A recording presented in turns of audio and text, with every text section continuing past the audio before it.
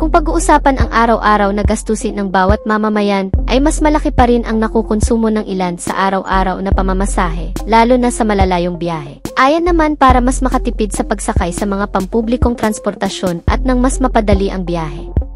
Ang ilan ay bumibili ng motorsiklo na alternatibong paraan para kahit papano ay makatipid sa pangaraw-araw na gastusin. Kaya naman kung naghahanap ka ng isang bagong motor na babagay sa trip at hilig mo, tiyak ang bagong motorsiklong ito ay magugustuhan mo. Bukod sa may katipiran ay madalas mapapakinabangan kahit sa hanap buhay at may matibay na kalidad. Ito rin ay mas mura lang.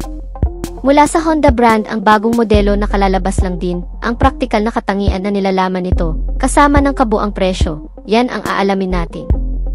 Pero bago yan syempre, kung bago ka pa lamang sa aking channel, baka naman kapatid pakiclick ang subscribe button, pati na rin ang notification bell icon, para lagi kang updated sa ating motorcycle news and reviews. Maraming salamat po. Kung ang Yamaha motorcycle brand ay naglabas ng pinakabagong NMAX 155 Turbo 2024 model, ang Honda ay naglabas din ng pinakamagandang commuter na sobrang tipid sa gasolina. Mas madaling gamitin at mas mapapakinabangan ng marami sa pangaraw-araw, ang bagong Honda Beat 2024 model. Halos kasabayan lang din ng paglabas ng Yamaha NMAX, isang Honda Beat na may pinakaabot kayang presyo na motorsiklo ng Honda dito sa bansa na nag-offer ng pinakamaasahang kalidad na commuter service sa pangaraw-araw.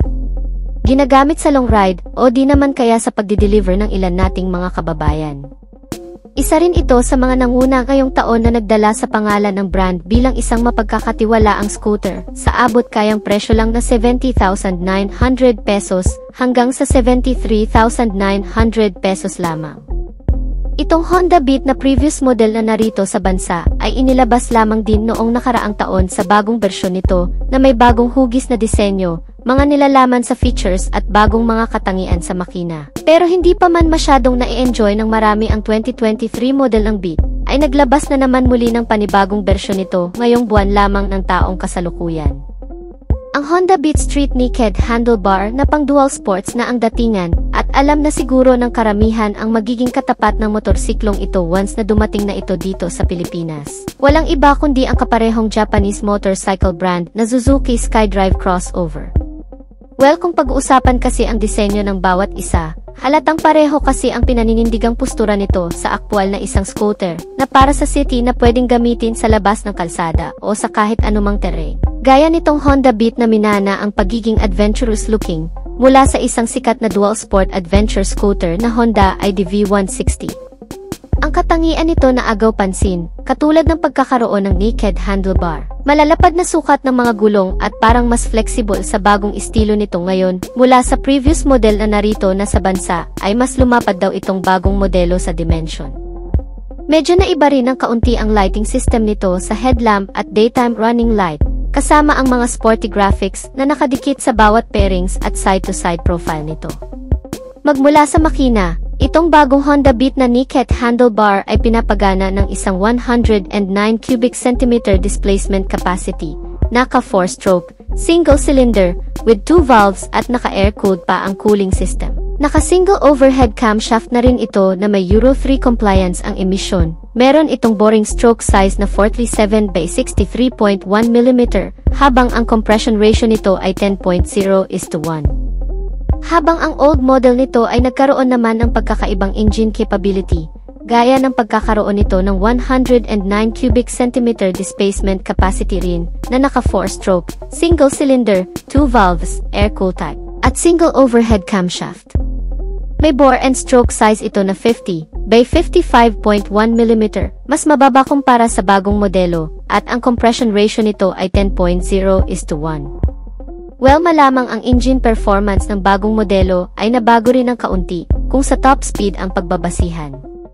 Pagdating naman sa transmission type, ang parehong modelo ng Honda Beat New Generation at ng previous model ay nakakuha ng CVT type na klase ng transmission na may variable gear shifting. Ngunit pagdating sa performance output ay mas nakalamang na raw ang bagong modelo ngayon na gumagawa ng pinakamalakas na maximum output na 8.89 horsepower sa kada 7,500 revolution per minute. Habang ang maximum torque nito ay nasa 9.2 Nm sa kada 6,000 revolution per minute. Samantalang ang old model ay gumagawa lamang ng 8.68 horsepower sa kada 7,500 revolution per minute at 9.2 Nm ng torque naman sa kada 6,000 revolution per minute. Ang parehong Honda ay nakakuha rin ng Enhanced Smart Power Plus engine technology sa makina, habang programmable fuel-injected naman sa fuel supply system of program fuel-injected type na nagpapanatili dito ng katipiran sa konsumo ng gasolina. Pero pagdating sa emission ay nakalalamang na itong new generation ng Honda Beat mga kapatid.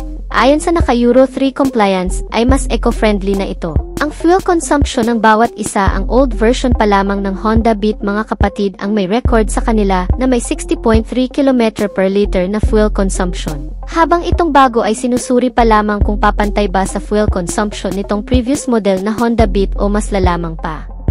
Pagdating naman sa kabuang sukat ng wheel and tires, itong new generation na Honda Beat 2024 model ay may kabuang sukat sa front tire na 110/90R12, habang ang rear size naman nito ay 100/90R12. Mas makapal na itong tingnan kumpara sa dati, dahil mukhang magagamit na rin natin sa pang-offroad itong mga kaibigan.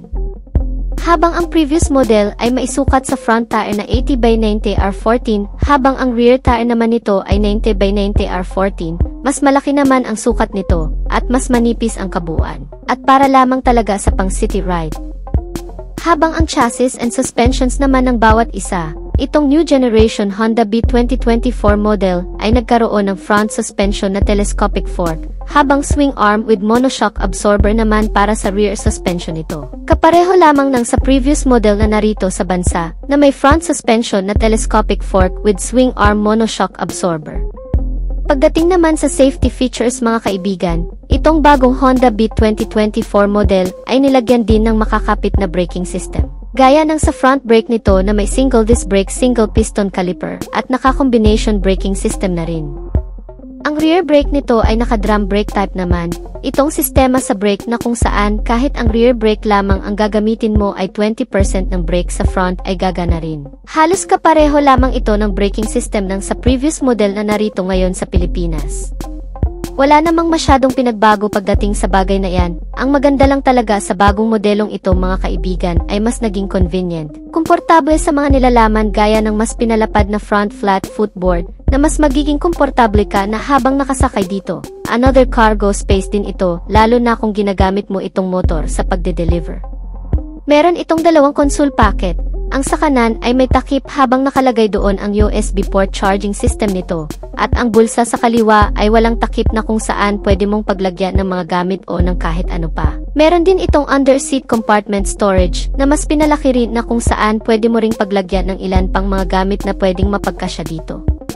Ang pillion seat nito ay wala namang pinagkaiba sa hugis, porma, kapal ng foam sa previous model. Dala pa rin ito ang rear grab bar na pwedeng hawakan ng mga angkas o di naman kaya talian ng ibang gamit na ilalagay mo dito sa likuran.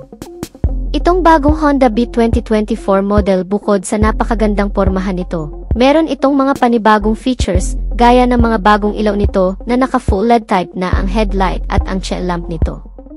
Less maintenance ka na dito at siguradong mas tatagal at mas liliwanag pa sa madidilim na kondisyon. Meron din itong bagong instrument meter panel na naka-fully digitalized na rin, madaling unawain at mas maraming information at mga notification, user-friendly at beginner-friendly. Pagdating sa maximum speed ay halos katulad lamang din ang kabuuang bilis nito sa dati na umabot ng 100 km/h. Well, yan naman ang mas magugustuhan dito ng marami. Dahil kahit hindi ganoon kalakas at kabilis itong modelo ay marami pa ring tumatangkilik. Di naman kasi kailangan ng iba ng mas mabilis, ang maganda lamang ay mas matibay, mas tatagal at mas titipid sa fuel.